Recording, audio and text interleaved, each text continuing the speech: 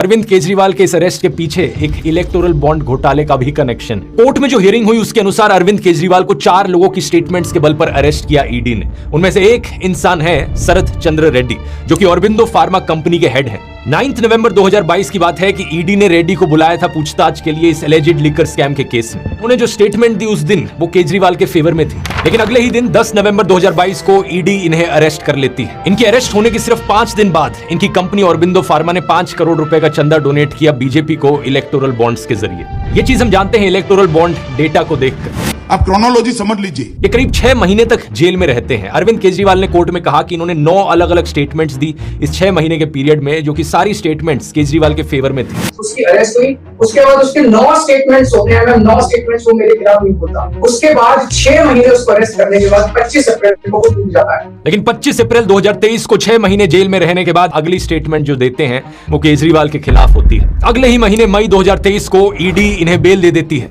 और जून 2023 में ये ईडी के अप्रूवर बन जाते हैं इस केस में। और बेल मिलने के करीब 6 महीने बाद इनकी कंपनी 25 करोड़ रुपए की और डोनेशन करती है बीजेपी को। अब देख रहे हो दोस्तों किस लेवल का खेल खेला जा रहा है। इलेक्टोरल बॉन्ड्स का डेटा हमें बताता है कि टोटल में इनकी कंपनी ने 52 करोड़ रुपीस की बॉन्ड्स खरीदी थी, जिनमें से 2/3 करीब 34 करोड़ रुपीस बीजेपी के पास गई, 15 करोड़ बीआरएस के पास और 2.5 करोड़ टीडीपी के पास।